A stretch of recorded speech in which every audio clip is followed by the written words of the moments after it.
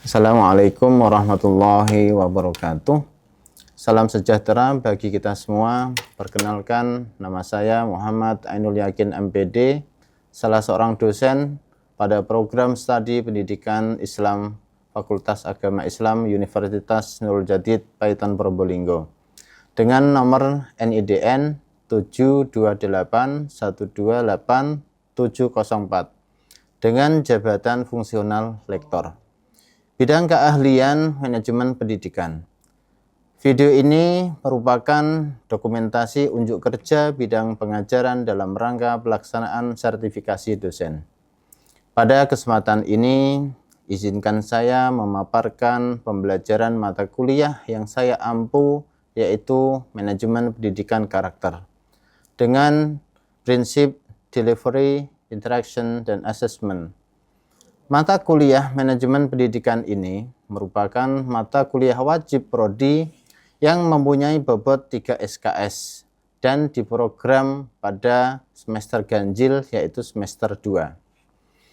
Mata kuliah ini membekali mahasiswa akan pengetahuan dan keterampilan dengan mengedepankan penguasaan topik pada manajemen pendidikan karakter.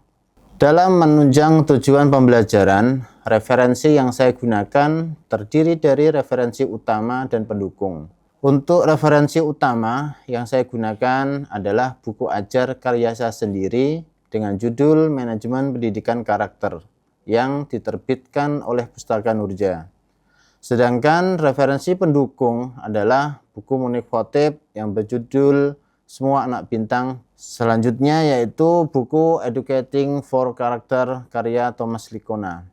Sedangkan referensi penunjang yaitu buku RB Sentanu yang berjudul Karakter 360. Adapun capaian pembelajaran lulusan atau CPL, program studi yang dibebankan kepada mata kuliah adalah aspek sikap. Sikap 1 yaitu bertakwa kepada Tuhan Yang Maha Esa dan mampu menunjukkan sikap religius. Sikap 2 menjunjung tinggi nilai kemanusiaan dalam menjalankan tugas berdasarkan agama, moral, dan etika. Sikap 12 langsung yaitu menginternalisasikan nilai-nilai trilogi dan pancakesadaran pesantren Nurul Jadid dan nilai-nilai ke-NU-an sesuai etika profesi. Sementara untuk aspek keterampilan umum, keterampilan umum 1 yaitu mampu menerapkan pemikiran logis, kritis, sistematis, inovatif dalam konteks pengembangan atau implementasi ilmu pengetahuan dan teknologi yang memperhatikan dan menerapkan nilai humaniora yang sesuai dengan bidang keahliannya. Yaitu yang kedua, mampu menunjukkan kinerja mandiri, bermutu, dan terukur. Untuk yang ke-10, mengimplementasikan nilai-nilai teologi dan panca kesadaran pesantren Nurul Jadid dan nilai-nilai ke-NU-an dalam proses pembelajaran. Kemudian, CPL tersebut diturunkan menjadi capaian pembelajaran mata kuliah CPMK yang terdiri dari CPMK 1, mampu memahami perkuliahan manajemen pendidikan karakter serta konsep dasar pengembangan pendidikan karakter. Untuk CPMK 2, mampu mengembangkan dan menciptakan proses ruang kelas berbasis manajemen pendidikan karakter. Selanjutnya, CPMK 3, mampu menciptakan keluarga dan masyarakat yang memahami manajemen pendidikan karakter. Selanjutnya, CPMK 4, mampu memahami penilaian otentik manajemen pendidikan karakter. Adapun materi atau bahan kajian mata kuliah ini adalah pengertian konsep karakter, model-model pendidikan karakter, konsep budaya karakter, konsep pendidikan karakter, konsep Pancasila, budaya pendidikan karakter di Indonesia, di mana semua materi ini disampaikan dalam perkuliahan sebanyak 14 kali pertemuan, tidak termasuk UTS dan UAS.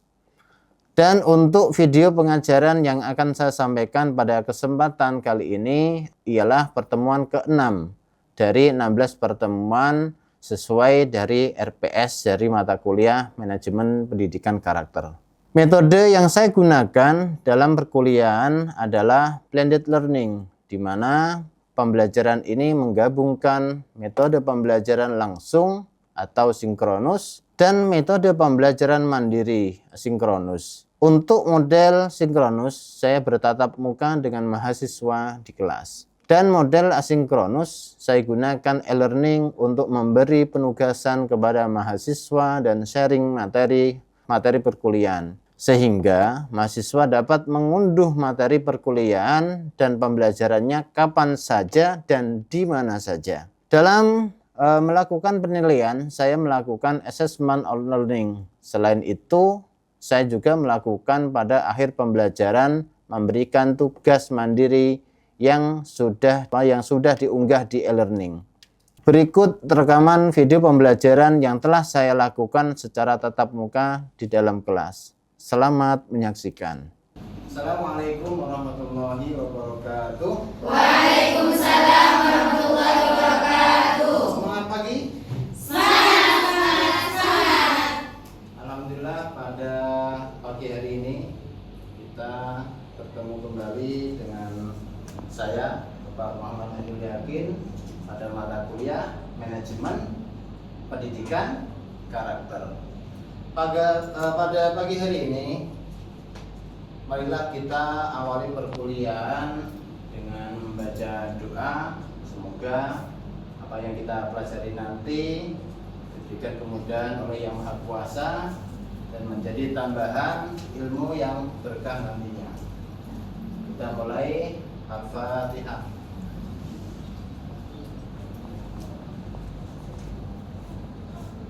Terima kasih. Baik, kabarnya sehat semua? Alhamdulillah. Pada pagi hari ini kita nanti akan membahas tentang mata kuliah pada pagi hari ini dengan judul apa? Pembelajaran. Manajemen Pendidikan Karakter. Proses pembelajaran berbasis karakter. Pada pagi hari ini sebelum Bapak menyampaikan mata kuliah terkait tentang proses pengembangan karakter pendidikan karakter, Bapak akan bertanya, minggu kemarin apakah masih ada yang ingat materi apa yang disampaikan? Saya Pak, Oh ya, silakan saudara ini. kemarin menjelaskan tentang strategi pembelajaran. Yang mana strategi pembelajaran itu adalah cara yang digunakan oleh pengajar untuk memilih kegiatan belajar yang digunakan sepanjang proses belajar. Nah, pemilihan tersebut dilakukan dengan mempertimbangkan situasi, kondisi, sumber belajar, kebutuhan, karakteristik peserta didik yang dihadapi dalam rangka mencapai tujuan tertentu. Oke, beliau lulus. Oke, ada yang bisa yang ingin menambahkan dari materi yang minggu kemarin? Siapa? Oh, silakan, Siapa? Jadi dari penambahan dari yang sudah disampaikan Mbak Yeni, yaitu saya akan menambahkan terkait strategi dan metode dalam pengembangan pendidikan karakter. Dari strategi dan metode itu ada 6. Yang pertama, mengintegrasikan nilai karakter dalam pembelajaran. Yang kedua itu internalisasi nilai. Yang ketiga, sosialisasi nilai karakter. Yang keempat, keteladanan atau modeling. Yang kelima, menciptakan lingkungan belajar yang baru berkarakter. Yang keenam, pembiasaan atau habituasi. Dan di dalam itu juga ada 3 metode pendidikan karakter, yang mana dalam 3 metode pendidikan karakter itu ada knowing, pemahaman, atau yang kedua pembiasaan, dan yang ketiga keteladanan dan penguatan. Oke, terima kasih beliau. Demikian tadi adalah hasil dari pembelajaran yang minggu kemarin. Untuk hari ini kita akan mempelajari di pertemuan berikutnya, yaitu tentang pengembangan kurikulum pendidikan karakter, prosesnya. Bagaimana kita sama-sama sudah mempelajari di awal tentang pengertian pengembangan kurikulum. Siapa yang bisa menjawab apa itu kurikulum? Kurikulum adalah serangkaian dan pengaturan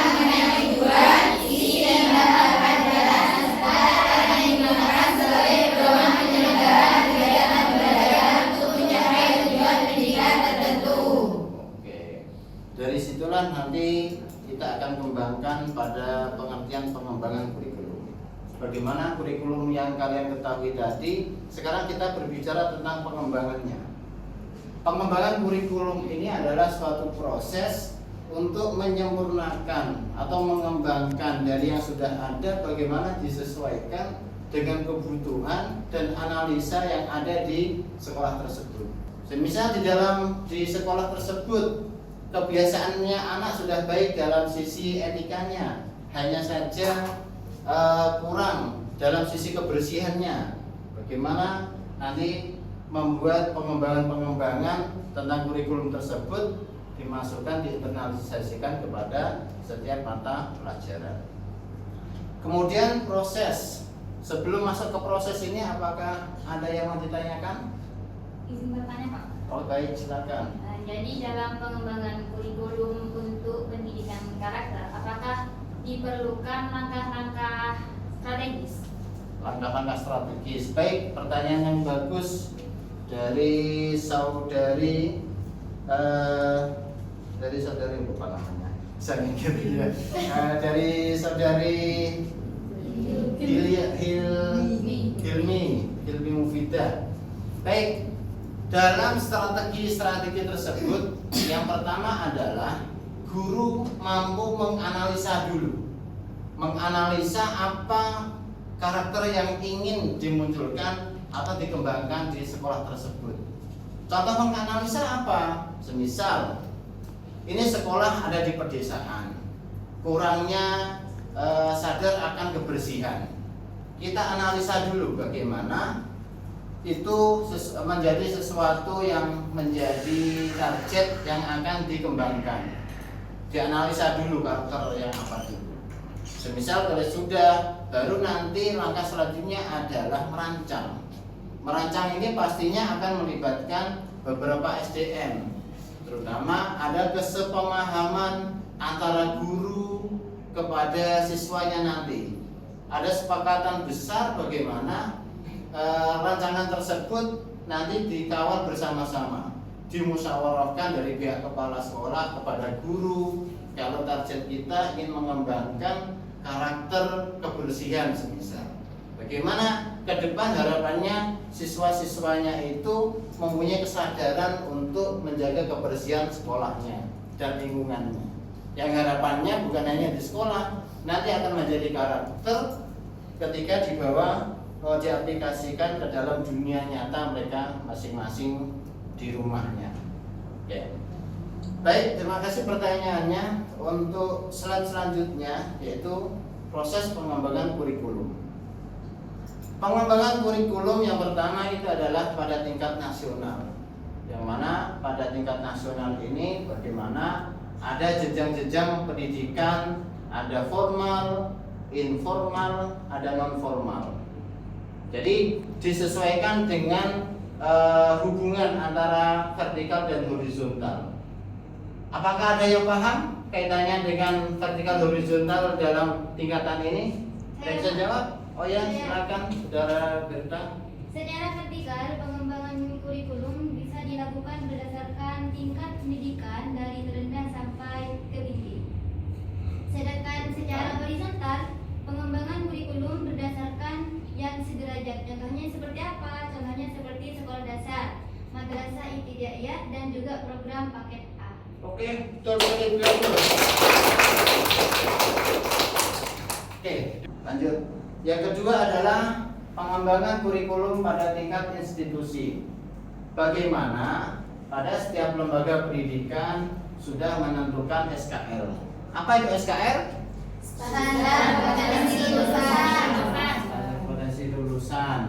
Standar kompetensi lulusan ini mestinya sudah dirancang, sudah dipersiapkan sebagai tingkat kompetensi yang dipersiapkan oleh sekolah untuk menyambut tingkat kompetensi setiap lulusannya, sehingga lulusan dari lembaga tersebut sudah memenuhi standar dari yang diinginkan dari negara.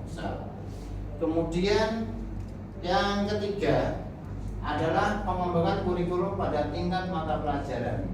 Sebagaimana yang sudah saya jelaskan tadi, menginternalisasikan mata pelajaran. pada setiap mata pelajaran yang diajarkan di lembaga tersebut. Seperti contoh nilai kejujuran dalam mata pelajaran matematika, yang di situ sudah ada simbol-simbol seperti halnya 1 tambah 1 sama dengan 2 dan seterusnya. Bagaimana cara guru menyampaikannya? Ada sisi pendekatan secara emosional dan juga penjabaran tentang arti dari 1 tambah 1 sama dengan 2. Seperti halnya apa yang kita sampaikan. Untuk menyampaikan biasanya kalau di kelas SLTA itu, SLTB, SLTA itu ada kuis komunikata. Bagaimana misal saya menyampaikan anisulil 1 paragraf utuh, ya kan? Kemudian nanti bagaimana menyampaikannya ke temannya ke titik akhir nanti sama apa tidak, ya kan? Dalam agama kita, dalam agama Islam diajarkan ada sidik, amanah, tabligh, fatonah. Ya. Nah, dalam sisi itu, sementara penginternalisasian pada mata pelajaran PKN misal, di sana ada cinta tanah air, kemudian ada nilai gotong royong yang bisa diinternalisasikan pendidikan karakter ini pada mata pelajaran yang diajarkan di lembaga tersebut. Dan terakhir adalah pengembangan kurikulum pada tingkat pembelajaran di kelas. Bagaimana seorang guru harus mempersiapkan silabus untuk mengetahui bagaimana topik utama, topik inti, metode pembelajaran, kemudian evaluasinya, kemudian penilaiannya. Harapannya apa? Agar penilaian itu siswa tidak hanya mengetahui sisi pengetahuan dalam arti pendidikan karakter saja, tapi bagaimana siswa juga dipantau, kemudian diarahkan, dievaluasi untuk mengetahui nilai-nilai karakter dalam kehidupan sehari-hari. Ya? Oke, sampai sini paham? Paham. Bagaimana keteladanan ini akan menjadi sebuah pondasi yang kuat dari seorang pendidik kepada siswanya. Ibda binafsik kalau bahasa pesantren, ya kan? Karena kita itu prodi yang di lembaga Islam, bagaimana nilai-nilai atau penginternalisasian pengertian wawasan keagamaan itu sudah sepatutnya kita munculkan dalam pengajaran-pengajaran di Fakultas Agama Islam, terutama dalam ini prodi manajemen Islam. Keteladanan ini adalah sesuatu yang dilihat, yang dirasakan, kemudian yang diamati oleh peserta didik. Bagaimana seorang guru atau seorang pendidik mempunyai kesadaran dan juga teladan yang baik yang bisa dilihat oleh siswa-siswanya. Kemudian penanaman kedisiplinan. Penanaman kedisiplinan ini salah satu modal dalam menyempurnakan beberapa karakter yang ada. Karena kedisiplinan ini adalah sesuatu sumber ciri khas atau bentuk dari penjiwaan seorang siswa. Samanya seperti kalian. Ada siswa Twitternya luar biasa, cerdas, IQ-nya tinggi. Akan tetapi dia menyepelekan dalam sisi kedisiplinan. Sementara sekolah itu mempunyai aturan, karena disiplin itu salah satu bentuk, ada sisi nilai kesopanan, ya kan? Kesopanan. Maka nilai kedisiplinan ini bagian dari sesuatu unsur dalam pembentukan karakter. Kemudian yang ketiga, pembiasaan. Pembiasaan itu kalau bahasa orang pesantren itu apa? Istiqomah. Al-istiqomah ziyadatul khair. Orang yang istiqomah, orang yang disiplin dalam hati, membiasakan itu artinya akan mencapai pada nilai-nilai kebaikan yang akan datang. Itu adalah istiqomah, continue. Dengan pembiasaan-pembiasaan itulah yang nanti akan menjadi karakter. Kemudian sebelum masuk pada poin B, menganalisa desain sistem dan proses pembelajaran dan pendidikan karakter. Bapak mau tanya, apa sih pengertian dari pendidikan karakter itu sendiri? Oh, baik, silakan. Pendidikan karakter itu ialah suatu usaha manusia yang dilakukan secara sadar dan terencana untuk mendidik dan memperdayakan potensi peserta didik guna membangun karakter pribadinya sehingga dapat menjadi individu yang bermanfaat bagi dirinya sendiri ataupun lingkungannya. Cukup? Beri aplaus. Itu adalah pengertian dari pendidikan karakter itu sendiri. Dari beberapa hal itu tadi, kemudian ada terkait tentang evaluasinya. Terkait evaluasi yang terkait pada pembelajaran pendidikan karakter apa? Itu salah satunya nanti ada pembinaan dalam pelaksanaannya dulu, pembinaan, kemudian pemberian pengertian, kemudian pada evaluasinya nanti bagaimana itu nanti bisa tertuang di dalam rapotnya. Kan ada kan biasanya rapot dari kehadiran, ada nilai akademis, non akademis dan sebagainya. Itu adalah sesuatu kurikulum nanti yang dibakukan, disepakati dari masing-masing sekolah dengan cara pendekatan yang berbeda-beda pastinya. Maka dari itu ada sesuatu hal yang sangat urgent lagi, sekali lagi saya ulangi, bagaimana menumbuhkan kesadaran kalau orang tersebut menjadi seorang guru. Ya tadi saya sampaikan ibda binafsi, ya kan, dimulai dari dirinya sendiri. Nah, setelah sadar pentingnya mendidik itu tadi, ada motivasi-motivasi kuat untuk menyempurnakan pemahamannya tentang metode pembelajarannya, kemudian hal-hal terkait tentang pembelajaran. Pastinya seorang guru ya sudah bisa membuat silabus RTP yang dipakai pada setiap kali tatap muka di kelas. Dari sini masih ada yang mau ditanyakan? Ya, baik. Ya. Untuk dapat menciptakan aktivitas pembelajaran efektif dan menarik, apa yang seharusnya dilakukan oleh seorang guru? Yang dilakukan oleh seorang guru untuk mencapai pembelajaran yang efektif ya. Pembelajaran efektif adalah proses pembelajaran aktivitas untuk mencapai tingkat kompetensi sebagaimana pemahaman, kemudian keterampilan dan sikap yang optimal. Sementara pembelajaran yang efisien itu apa? Bagaimana memaksimalkan proses pembelajaran itu dengan sarana prasarana yang memadai, yang ada itu kemudian dimaksimalkan agar menjadi sebuah titik dari pembelajaran yang efisien. Tapi secara umum, bagaimana seni dari seorang guru itu tadi yang menjadi tumpuan utama, ya kan? Karena itu arah pijakan utama seorang guru memahami materi-materinya, mengembangkan materi-materinya, kemudian pendekatan-pendekatan yang mau disampaikan, teori apa dan sebagainya.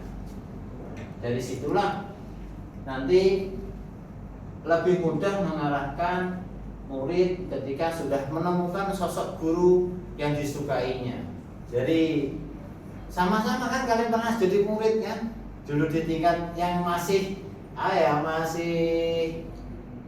haus akan sanjungan seorang guru itu kan, bagaimana dulu kalian setiap kali dapat apresiasi dari guru itu berbunga-bunga, ada semangat, besok ada semangat lagi untuk mengikuti pelajaran, dan begitulah yang seharusnya ditumbuhkan.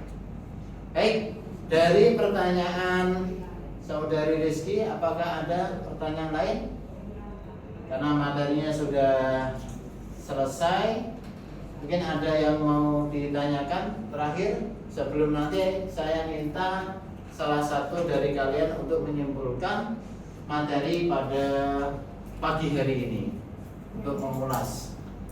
Cukup? Cukup. Siapa ada yang mau mengulas materi pada perkuliahan pagi hari ini? Ada? Saya Bapak. Oh, silakan. Saudara Dwi Hayatun Lubus, silakan. Terima kasih Bapak. Dapat disimpulkan bahwa mengembangkan kurikulum dan pendidikan karakter merupakan upaya yang sangat penting dalam meningkatkan lingkungan pendidikan yang menyeluruh. Karena melalui kurikulum yang berfokus pada pengembangan keterampilan secara akademik dan sosial, serta penguatan nilai-nilai moral, siswa dapat dibekali dengan pengetahuan dan keterampilan yang itu nantinya dibutuhkan biar bisa sukses dalam kehidupan, baik dalam kehidupan pribadi atau profesional mereka. Dengan pendekatan ini, sekolah dapat menjadi tempat yang tidak hanya dapat menghasilkan individu yang cerdas secara intelektual, tapi juga berintegritas, bertanggung jawab, serta peduli terhadap masyarakat. Nah, menganalisa desain sistem proses pembelajaran dan pendidikan karakter ialah bahwa pengintegrasian nilai-nilai karakter dalam kurikulum dapat meningkatkan efektivitas pembelajaran. Dengan menyelaraskan desain sistem pendidikan dengan tujuan pembentukan karakter, sekolah dapat menciptakan lingkungan yang dapat mendukung pertumbuhan holistik siswa. Makanya penting untuk terus memantau dan mengevaluasi implementasi program karakter untuk memastikan kesuksesannya adalah mencapai tujuan pendidikan yang diinginkan. Sekian Pak. Cukup, 2 Demikian tadi apa disampaikan teman kalian Dwi, bahkan dari simpulan dari materi yang Bapak sampaikan pada pagi hari ini. Sebelum saya tutup perkuliahan hari ini, Bapak sudah mempersiapkan satu tugas untuk kalian yang nanti bisa kalian unduh di e-learning masing-masing, di MLS kalian masing-masing. Yaitu tugasnya hanya satu, menganalisa lingkungan sekitar. Semisal di lingkungan tersebut itu ada lembaga kalian, sementara masyarakat sekitar adalah mayoritas murid kalian. Cara menganalisa karakter apa yang pas pada lingkungan tersebut, sehingga itu nanti ada modal untuk dirancang, untuk dijadikan pengembangan kurikulum pendidikan karakter. Ya, nanti Bapak kasih waktu 1 minggu. Di hari Senin yang akan datang, tugasnya nanti bisa kita baca bersama sebagai refleksi dan juga sebagai masukan akan berbagai macam daerah yang kita analisa, yang kita akan kembangkan pada pendidikan karakter itu sendiri.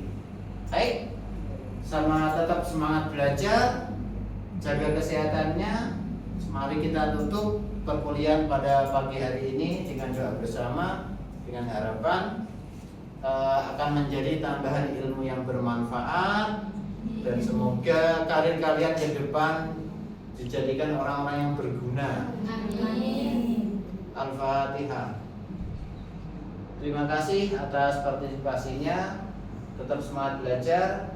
Assalamualaikum warahmatullahi wabarakatuh. Waalaikumsalam warahmatullahi wabarakatuh. Demikian video rekaman proses pembelajaran mata kuliah manajemen pendidikan karakter pada program studi manajemen pendidikan Islam Universitas Nurul Jadid. Video ini disusun sebagai salah satu dokumen pendukung dalam pernyataan diri dosen pada unjuk kerja Tridharma Perguruan Tinggi PDD UKT PT untuk sertifikasi dosen gelombang 1 tahun 2026. Semoga video ini dapat memberikan gambaran yang utuh mengenai pelaksanaan proses pembelajaran yang saya laksanakan, sehingga dapat menjadi salah satu bahan pertimbangan dalam proses penilaian sertifikasi dosen gelombang 1 tahun 2026. Akhir kata, saya mengucapkan terima kasih atas perhatian dan kesempatan yang telah diberikan. Wassalamualaikum warahmatullahi wabarakatuh.